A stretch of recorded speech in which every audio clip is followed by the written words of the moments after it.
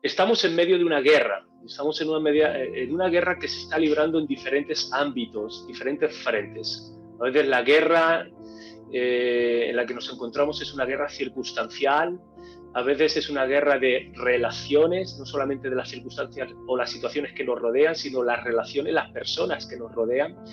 A veces la guerra es una guerra muy espiritual y el enemigo viene, lo vemos tanto en el Antiguo y en el Nuevo Testamento y de manera muy, muy clara en la vida de Jesús. Y a veces la guerra, el campo de batalla es el campo de batalla o el frente de las ideas, es la guerra ideológica, que tiene que ver muchas veces con la falta de identidad y lo que provoca la tristeza, el desánimo, el desaliento, la falta de pertenencia, ese sentimiento de pérdida, de confusión, de caos. En definitiva, muchas veces que nos lleva a un estado muy depresivo, incluso con pensamientos o comportamientos o ideas suicidas, ¿no? Acerca de la muerte, de mejor me quito la vida, mejor si yo no existiera le haría un favor a la gente que me rodea, a mi casa, a mi familia, a mis padres, a veces los maridos en cuanto a la esposa o viceversa, los padres con respecto a los hijos. Y fijaros, en este tema he estado mirando, he estado indagando, hay muchísimas estadísticas al respecto, ¿vale? Todo lo que tiene que ver con la depresión y esos pensamientos acerca de la muerte y del suicidio. Veía algunas estadísticas y obviamente no podemos ser exhaustivos, pero fijaros, cerca de 800.000 personas al año se quitan la vida por medio del suicidio.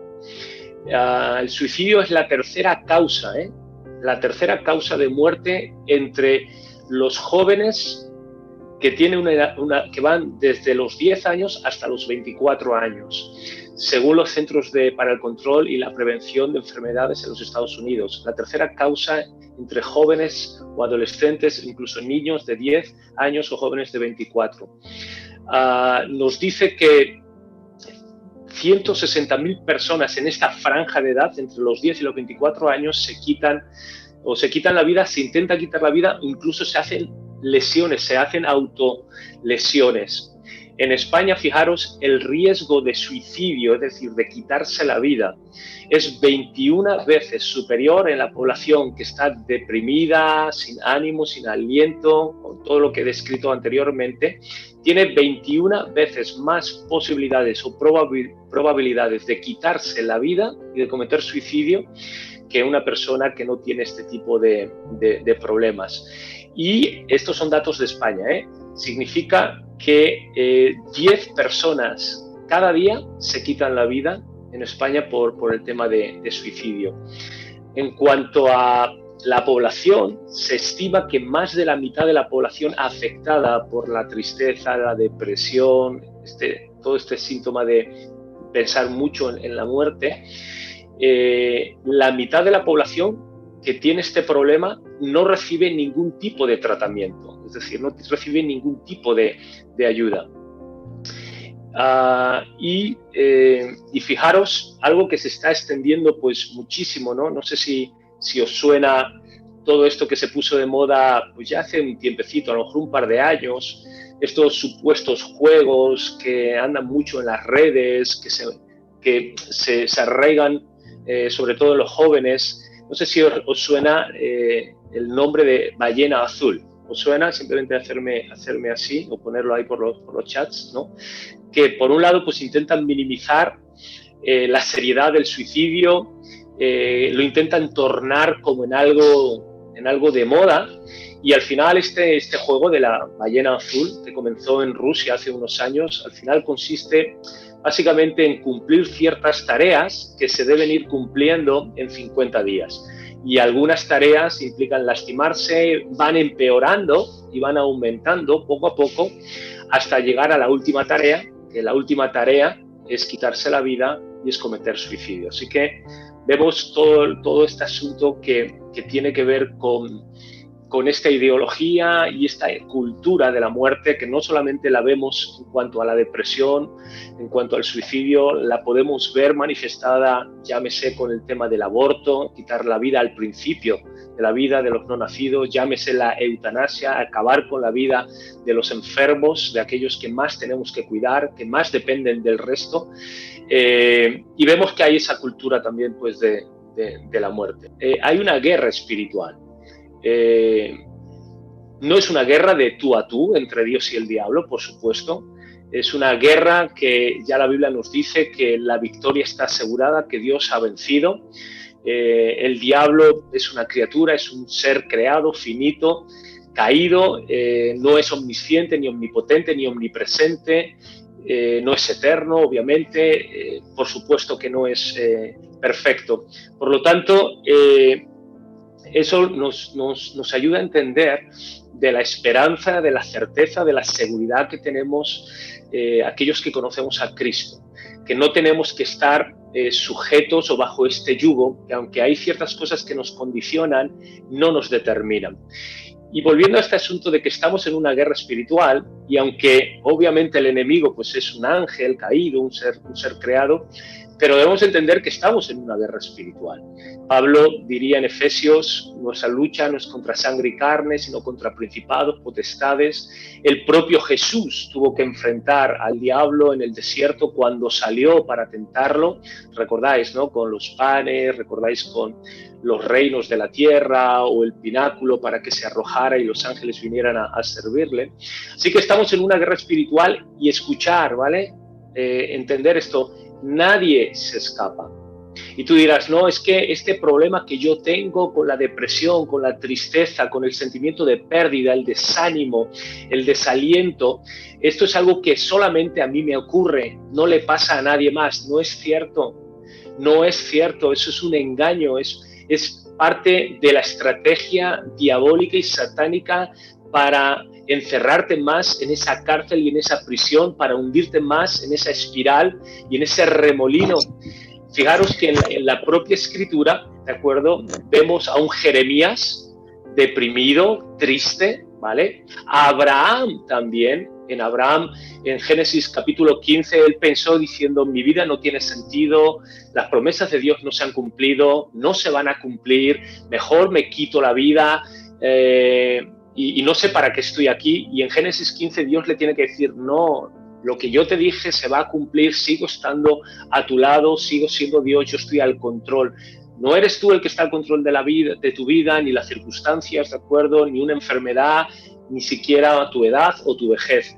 Pero lo vemos, recordar, por ejemplo, Jonás, otro súper rebelde que le llevó a una depresión y a quererse quitar la vida cuando él dice, mira, yo me arrojo al mar y ya está, y me quito la vida, me quito de en medio. Jonás pasó por esa etapa.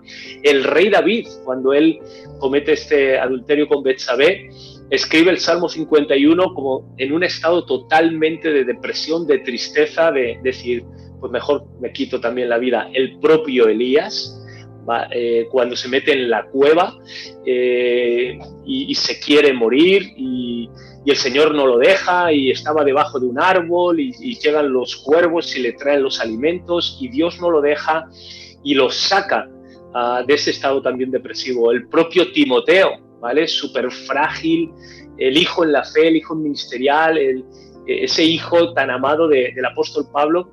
Vemos también que pasó, su carácter era pues igual, de tener mucho miedo, de mucho temor.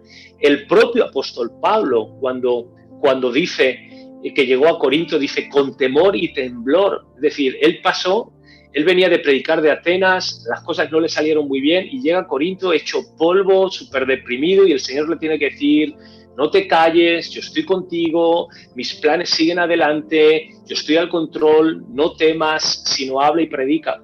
Y el propio Señor Jesucristo también pasó un episodio de suma tristeza. ¿Recordáis la noche antes de ser aprehendido y ser crucificado? Dice, mi alma está al borde de la muerte y de la angustia, y le pides a sus discípulos que lo acompañen, ¿de acuerdo? Y que no lo abandonen y que estén con él en el tema de la oración. Así que, primer punto, nadie, ni el propio Hijo de Dios estuvo exento de enfrentar estas tormentas de tristeza, de depresión, de de querer quitarse la vida, nadie está exento, ni el propio Hijo de Dios, ni los grandes hombres del Antiguo Testamento y del Nuevo Testamento, como hemos visto. Ahora, ¿cuál es la clave en todo esto? Si todos estamos expuestos a esta batalla es porque todos estamos en medio de ella. Todos estamos expuestos a esta tentación. Así que la tentación y la lucha es inevitable, pero caer en la tentación sí es evitable. Que la tentación llame a la puerta, como llamó a la puerta de Jesús en el desierto, o como llamó a la puerta de Jesús en Getsemaní, ¿vale? Es inevitable, pero caer en ella, joven, sí que es evitable. Entonces, la vida nunca va a ser perfecta y nunca vamos a tener unas circunstancias perfectas, pero aunque la vida no sea perfecta y aunque las circunstancias no sean perfectas, sí que nosotros podemos tener la actitud correcta y adecuada para enfrentar. Así que es inevitable que el enemigo llame a la puerta de nuestra vida y de nuestro corazón. Es inevitable, lo va a hacer.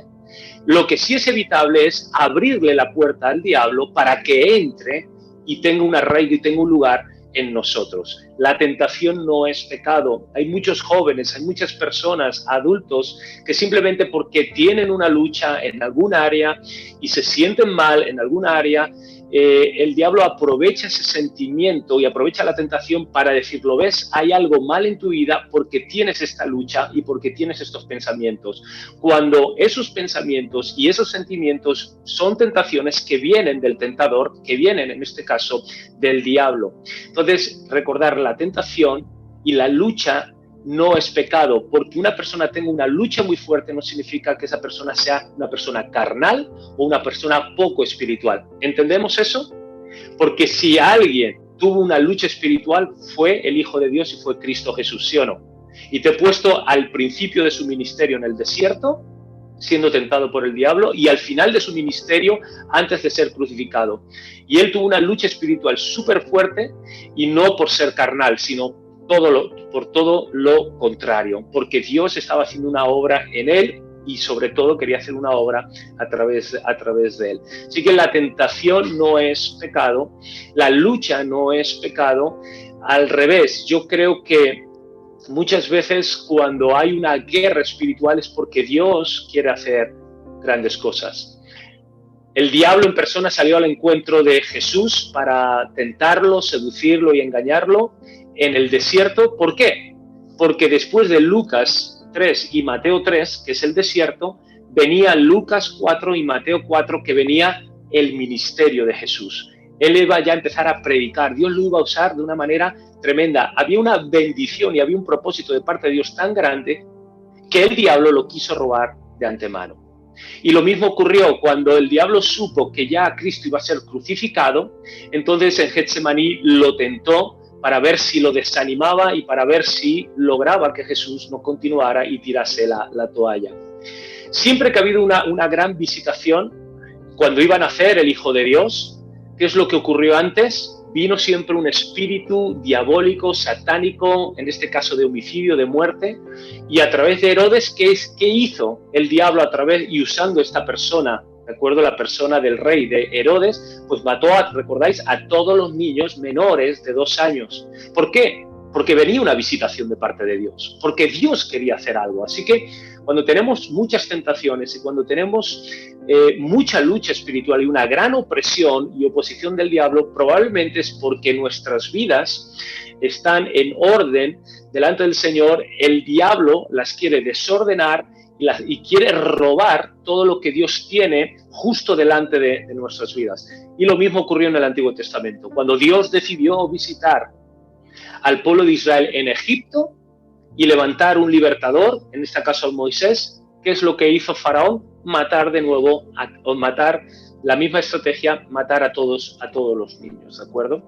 Así que, dicho esto, ¿de acuerdo? Nos va ayudando a entender de que si tenemos esta lucha, no es porque no seamos espirituales, no es porque no seamos hijos de Dios, ¿de acuerdo? No tiene nada que ver y lo que tenemos que entender es guardar nuestro corazón y guardar la actitud también correcta. Muchas veces estos síntomas de la depresión, la tristeza, este cuadro que a veces nos dice no valemos nada, mejor nos quitamos la vida, se expresa de diferentes maneras. Déjame darte algunos síntomas, ¿vale? A lo mejor tú te sientes por allí identificado y te ayuda a diagnosticarlo. Cuando hay un estado de ánimo triste, ansioso, vacío, de manera persistente y constante, ¿vale? Siempre estamos tristes, con mucha ansiedad o un sentimiento de vacío que nada nos llena de manera constante. Hay una disminución de energía, fatiga, agotamiento, siempre estamos cansados, sin esa energía. Sentimientos de culpa, de inutilidad, sentimientos de desamparo, también esos sentimientos de que tenemos la culpa, de una condenación constante, es por mi culpa, si yo no estuviera aquí, si yo me quitara de en medio, si yo desapareciera, todo el mundo estaría más feliz y las cosas se arreglarían. Pérdida de interés, a veces en los hobbies, en pasatiempos, en actividades que antes te gustaban y disfrutaban, jugar a algo con los amigos, algún tipo de hobby, la pintura, no sé, algún tipo de deporte, algún tipo de actividad física, artística, recreativa, de repente ya nada de eso te interesa. Sentimientos de desesperanza, siempre pesimista, dificultad para concentrarse, dificultad para recordar, dificultad para tomar decisiones y te quedas como bloqueado y no sabes muy bien qué hacer o no sabes o no tienes la fuerza o la claridad para tomar decisiones. A veces insomnio, es decir, no dormir bien en las noches, despertarse mucho más temprano, dormir incluso más de la cuenta, a veces o duermes mucho o duermes muy poco. Inquietud, irritabilidad, siempre enojado, siempre enfadado, siempre irritado. A veces se transforma o se manifiesta, mejor dicho, se expresa a través de la pérdida de peso, de apetito o las dos cosas. Sensación de estar siempre como en un pozo, en un hoyo, en un callejón sin salida, y pensamientos que al final todo esto, ese sentimiento de estar en un hoyo, en un pozo, en una cárcel, en una prisión, pues te llevan a pensar, a decir, no sirve, la vida no tiene significado, no tiene propósito, yo tampoco, soy un accidente, soy simplemente pues un desastre, y nos lleva a pensar en la muerte o en el suicidio, ¿no? Ahora, vamos a ver las razones de por qué toda esta cultura de la muerte y por qué todo este espíritu de la muerte y de la depresión están. Fijaros, si yo os hago una pregunta, ¿la muerte es consecuencia de qué? Aparece en Génesis, sencillo, lo puedes escribir en el chat o en los comentarios, ¿vale? La muerte es la consecuencia, en este caso, del pecado. Dios lo creó todo perfecto, no es el plan, no es la intención original de Dios, todo lo contrario, Dios creó al hombre a su imagen y semejanza de una manera perfecta. Dios te ha creado a ti de una manera única, especial, ha puesto su imagen, su semejanza, y lo he dicho muchas veces en las últimas semanas, y eso significa poner su amor, su estima, su valoración en cada uno de nosotros. Y al final todo esto se estropea por el pecado, la rebelión del hombre, de Adán y Eva. Así que la muerte es la consecuencia del pecado, y el pecado, ¿vale?, al final es vivir separado de Dios. Una buena definición de pecado, más allá de la teología, y te podría dar 3 palabras en griego y lo que significa cada una, pero no voy a entrar ahí. Un buen significado de pecado es cualquier cosa que se interpone entre tú y Dios. Y esto va a servir mucho con el vídeo que vamos a ver al final. Cualquier cosa que se interpone entre tú y Dios, eso es pecado. Y pecado es vivir separado de Dios. Fijaros lo que provocó en Génesis con Adán y Eva. Cuando Adán y Eva se rebelan y pecan, se apartan de Dios, empiezan a morir, mueren espiritualmente, luego morirán físicamente, entró la enfermedad y entró todo esto. Y lo primero es que tuvieron un sentimiento de vergüenza, tuvieron un sentimiento de pérdida, tuvieron un sentimiento de confusión, de caos, se escondieron, se miraron el uno al otro y se avergonzaron. Como he dicho, se escondieron de Dios, y este sentimiento de culpa, de dónde estamos, por qué estoy aquí, para qué estoy aquí, todo esto se ha estropeado, lo tuvieron por causa del pecado. La realidad es que cuando el hombre se aparta de Dios, cae en ese sentimiento de culpa, de vergüenza, de pérdida, de caos, de confusión, en definitiva de muerte. Creo que este ejemplo lo he puesto en alguna vez, pero merece la pena que lo recordemos, y si hay alguien que no lo ha escuchado, pues que lo tengas, o si no, que lo puedas compartir. Pero recordáis que cualquier cosa separada de su fuente no funciona, no sirve, se seca. Es decir, si a un pez lo sacamos de su medio y de su fuente, que es el agua, ¿qué le ocurre a ese pez? ¿Qué ocurre? Se muere, ¿sí o no? Si a un árbol lo desarraigamos y los quitamos y los sacamos de la tierra, las raíces ya no están en contacto con la fuente, con la tierra para adquirir los nutrientes, ese árbol se seca, se muere. De la misma manera, cuando el ser humano se desconecta de Dios, el ser humano muere, el ser humano se pierde, el ser humano cae en ese sentimiento de ¿para qué sirve la vida? ¿Por qué estoy aquí? En ese sentimiento de falta de pertenencia, en ese sentimiento también de pérdida, ¿de acuerdo? De falta de destino, falta de significado. ¿Cuál es la estrategia, ¿vale? Del enemigo en todo esto? Pues fijaros, muy sencillo. En Juan capítulo 8, cuando la Biblia nos dice y conoceréis la verdad y la verdad os hará libres, nos está hablando justo en un contexto de que, cuidado, que hay mucho engaño. Hay mucho engaño en cuanto al propósito de la vida, que cuando no conoces la verdad y vives una mentira te va a llevar a la depresión, te va a llevar a la muerte, incluso a pensamientos de quitarte la vida. Hay mucho engaño en cuanto al por qué, al para qué, el origen, el destino, el significado, el propósito de la vida.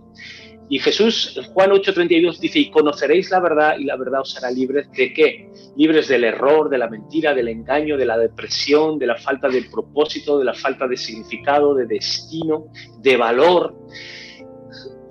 Cristo en Juan 8, cuando está diciendo conoceréis la verdad y la verdad os hará libres, lo está poniendo en el contexto de que está explicando el ministerio del diablo. Dice, el diablo es padre de mentira desde el principio y es homicida.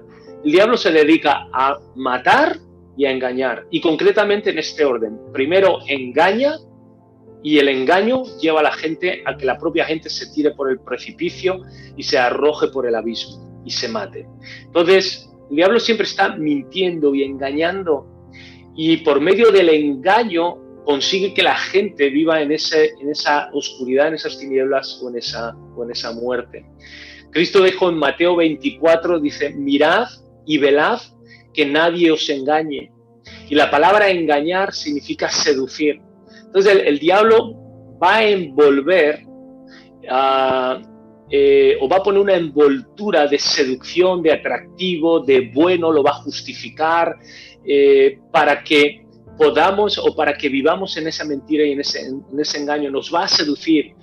No pasa nada, no es tan malo, todo el mundo lo hace, no es tan importante, la Biblia aquí se equivoca, es una exageración, nos va a seducir, te lo mereces, ¿vale? Tú tienes el control, nos va a seducir de cualquier manera, y para que vivamos, digo, en ese engaño, y en ese engaño, como Cristo decía al final, el diablo es el que opera y el que nos está llevando siempre a esa muerte, ¿no? Así que la Biblia dice, por un lado, el ministerio del diablo. Cristo nos da la esperanza de decir, pero en medio de todo esto tienes la oportunidad de conocer la verdad y ser libre de toda seducción, para no vivir en las seducciones que me sedujeron, sino vivir en la convicción de la verdad. Y quiero terminar este mensaje, esta enseñanza, dando tres consejos, ¿vale? De cómo con Dios, cómo podemos enfrentar todo esto y cómo con Dios podemos vencer este sentimiento, repito, de tristeza constante, de vacío, de falta de significado, de desesperación, de no dormir bien por la noche, de por qué estoy por aquí, de cuál es la razón de mi existencia. Ahora, oísteis o visteis hace igual unos meses, o incluso ya un par de años, la serie de Netflix 13 razones. No sé si alguno la vio, la oyó. Yo creo que, por lo menos, yo no la vi, sinceramente, pero sí que la oí. Entonces, básicamente Netflix, esta serie de 13 razones, está hablando de la historia de una chica, Hannah Baker, una adolescente, ¿vale?, que deja, que se quita la vida, que se suicida, y que deja 13 cintas, ¿vale? Y cada cinta de cassette está dirigida a una persona y habla a una persona a quien ella, Hannah Baker, culpa de su decisión. Es decir, porque tú hiciste esto y porque tú actuaste de esta manera, y va responsabilizando a las personas, ¿vale? Y obviamente es una historia ficticia, es una serie que provocó pues muchísima polémica, y algunos, ¿vale? El problema es que presenta el suicidio como incluso algo atractivo. Algunos opinan y dicen que lo incentiva. Y al final toda la serie aborda la culpa y la responsabilidad de las personas que se quedan y las razones de por qué alguien se quita la vida, ¿no? Ahora, la cuestión aquí es que podemos hacer una serie de Netflix que se llama 13 razones y podemos responsabilizar a todo el mundo, pero en última instancia Dios nos hace responsable a nosotros. Ahora, ¿eso es bueno o eso es malo? Creo que eso es fantástico y creo que eso es bueno, y os explico por qué. Seguidme en esto, ¿vale? Estamos a punto de terminar en estos 3 consejos. La gente, yo puedo dejar cintas y culpar a todo el mundo, pero ¿realmente eso es justo? ¿Me puedo excusar y me puedo escudar en decir la vida ha sido miserable conmigo? ¿La vida ha sido terrible conmigo? He tenido unos padres terribles en su matrimonio, un padre tal vez que me pegaba o que abusaba de mí, una madre que tal vez nunca me amó, nunca estuvo conmigo. En la escuela me han hecho bullying, se han metido conmigo, siempre puedo responsabilizar a todo el mundo. Pero fijaros, la realidad nos muestra que ha habido chicos y ha habido chicas, ha habido jóvenes, ha habido niños que han tenido una infancia terrible, probablemente mucho peor que la infancia que hayamos tenido cualquiera de los que estamos aquí. Y aún así, teniendo ellos todas las papeletas y todos los boletos para ser unos criminales o unos psicópatas o personas realmente tóxicas y malvadas, no lo han sido. Han sido personas buenas, han sido buenos padres, buenas madres, y eso nos habla de algo, y nos habla de que aunque las circunstancias y nuestro entorno nos condiciona, no nos determina. Podemos tener mejores o peores entornos, pero en última instancia la decisión la tomamos nosotros. En última instancia Dios nos va a hacer responsable. Y cuando nosotros nos presentemos delante del Señor, nunca podremos decir, yo me quité la vida porque fulanito, o porque mis padres, o porque mis amigos, o porque la vida, o porque el gobierno, o porque perdí el trabajo, o porque no tenía dinero. Y el Señor dirá, yo juzgaré a cada una de esas partes y juzgaré a cada una de esas personas. Pero ahora te estoy juzgando a ti por ese acto, por lo que tú hiciste. Por eso digo que Dios nos haga responsable no es nada malo, sino es algo fantástico, porque, y te decía, sígueme en esto, significa que en última instancia tenemos la capacidad de tomar decisiones. Y en última instancia nuestra vida no va a estar en las manos ni de otra persona, ni de la vida, ni del entorno, ni de las circunstancias, ni de lo que nos han hecho. Porque si no seríamos marionetas, seríamos títeres que ya están determinados por lo que el entorno nos dicta, el entorno a nuestro alrededor nos dicta, por lo que hicieron otras personas, por lo que hicieron nuestros padres, por lo que hicieron nuestros conocidos, nuestros amigos, el gobierno, la sociedad, incluso la enfermedad. Que Dios nos haga responsable nos dice que hay una esperanza en Cristo Jesús. Nos dice que las cosas, es cierto, nos condicionan, y cuando digo condicionan, es decir, nos lo ponen más fácil o menos fácil, más difícil o menos difícil. Pero Dios siempre nos va a hacer responsable de nuestra vida, de nuestras decisiones, de lo que hacemos. Y eso, de alguna manera, nos da el control, si quieres, entre comillas. Y nos da la esperanza de que podemos volver a Cristo. Nos da la esperanza de que podemos correr a Cristo. Nos da la esperanza de que jóvenes y los que están siguiendo, oyendo este mensaje, de que en Cristo hay una esperanza y hay una solución. Por lo tanto, podemos culpar a todo el mundo que queramos, pero en última instancia, cuando yo estaba estudiando en México teología, el rector de la universidad nos puso este ejemplo. Lo quiero compartir con vosotros. Imaginaros a una persona tan presionada por las circunstancias, tan presionada por su entorno, que ese viento, esa presión lo ha llevado al borde del precipicio. Y ahí está pensando, ¿me arrojo o no me arrojo? ¿Me tiro o no me tiro por el precipicio? Y aunque sí ha habido mucha presión social, circunstancial, emocional, todo lo que tú quieras, que lo ha llevado a ese precipicio, pero hay un momento donde la persona decide saltar y arrojarse por el precipicio. Y esa decisión la toma la persona. Y ahí es cuando podemos decir, no quiero esto para mi vida, no, esto no es el plan de Dios, no, esto no es lo que Dios quiere. Y es ahí donde podemos decidir, en lugar de saltar y quitarnos la vida, entonces darnos media vuelta, arrepentirnos y volvernos a la casa del Padre.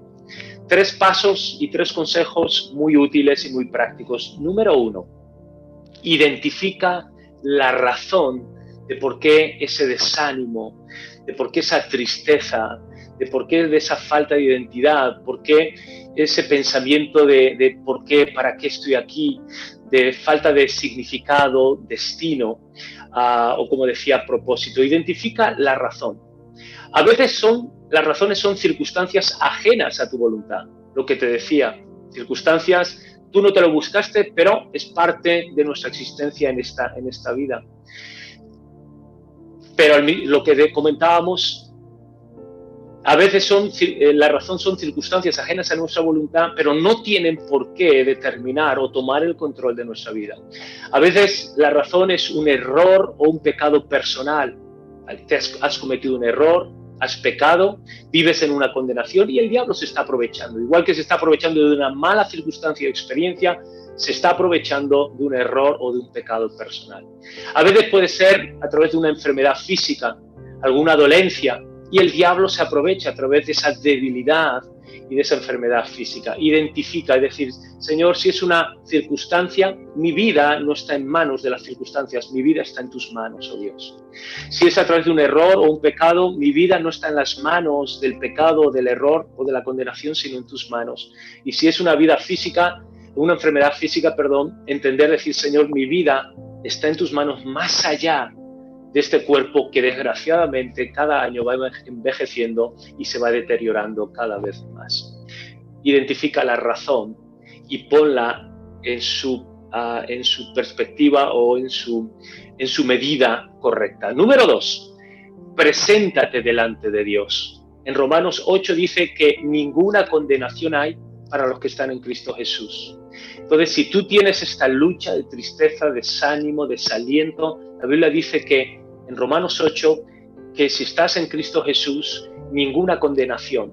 Ve cuál es tu estado, ve cuál es tu situación real y preséntate delante de Dios. En Romanos 8 nos dice que si hay algo que Dios va a hacer, es que va a levantar o enfatizar ese espíritu, el espíritu de Cristo, el Espíritu Santo, ese espíritu de adopción por el cual clamamos Abba, Padre.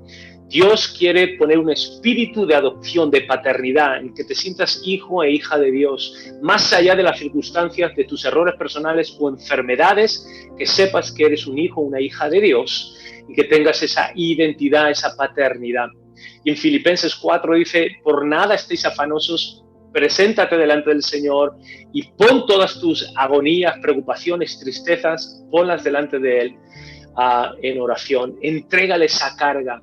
decir, Señor, esto me aplasta y me mata, Señor, te entrego esta carga, la pongo en tus manos. Y número 3, rodéate de personas creyentes, rodéate de personas sanas, no tóxicas, rodéate de amigos jóvenes en la fe, rodéate de personas que te animen, que te levanten, que te bendigan, que te animen. Tú sabes cuáles son tus relaciones y amistades tóxicas y cuáles son las amistades que te levantan y te animan. Es vital, es vital. La clave de por qué matrimonios, personas o jóvenes han salido adelante y no han muerto o no se han destruido, son personas, jóvenes, incluso matrimonios que se aislaron, terminaron tirándose por el precipicio. Pablo le diría en 2 de Timoteo 2, dice, huye de las pasiones y de juveniles y persigue con los creyentes y corre esa carrera con aquellos que buscan, de acuerdo, la justicia, la paz, la fe, el amor, las cosas espirituales, las cosas que tienen que ver con el reino de Dios. En Hebreos 10, del 24 al 25 lo puedes leer. No dejes de congregarte, joven. No dejes de congregarte, y me alegra que podamos estar aquí reunidos. No dejes de congregarte, dice la Escritura, sino que cuando te congregues te puedas estimular y os estimuléis unos a otros a las buenas obras. Rodéate para que cuando tú caigas y tus fuerzas flaqueen, haya alguien cerca de ti que te pueda levantar, ¿vale? Pues mirar, con esto en mente, quiero que podamos orar y vamos a ver un vídeo y después vamos a ver si ha habido alguna pregunta al respecto. En este texto hay un par de cosas mencionadas que sirven como medios que debemos de usar para correr bien nuestra carrera. Dice, despojémonos también de todo peso y del pecado que tan fácilmente nos envuelve. No solo pecados. Si quieres correr bien tu carrera, no te despojes solamente del pecado. Despójate de cualquier otro peso que te estorbe en el camino. Es decir, no solamente te preguntes ¿qué tiene de malo esto? No te preguntes solamente si algo es pecado. Esa es prácticamente la pregunta más baja que te puedes hacer en esta vida. Bueno, predicador, entonces, ¿qué pregunta debería de hacerme si no es esto es pecado? Y la respuesta es, ¿me ayuda esto a correr? Esa es la pregunta que debes hacerte. ¿Me estorba en la carrera? Cuando intento ser más paciente, más amable, más gentil, más amoroso, más santo, más puro, cuando busco más dominio propio, ¿me estorba en la carrera o me ayuda a correr? Mira a Cristo y sí, despójate de todo pecado, pero también de muchas otras cosas. Escucharás una voz que te dirá, oye, esto implica demasiada pérdida y no mucha ganancia. Pero en ese momento, abre tu Biblia y busca Hebreos 12:2 y mira cómo Jesús en el jardín de Getsemaní dijo, temprano, el día de mañana, habrá mucha pérdida, habrá demasiada pérdida, y esto durará toda la noche. Nunca más volveré a dormir antes de morir, y se sentirá literalmente como el infierno. ¿Cómo le hizo? Por el gozo puesto delante de él, soportó la cruz. Así que la respuesta es sí, va a haber mucha pérdida, pero yo te prometo, por la autoridad de la palabra de Dios, que la vida cristiana es ganancia. Dile a tu carne y a Satanás, en nada se comparan los sufrimientos actuales con la gloria que habrá de revelarse en nosotros. Y por eso voy a despojarme de todo peso y de todo pecado y correré con Jesús.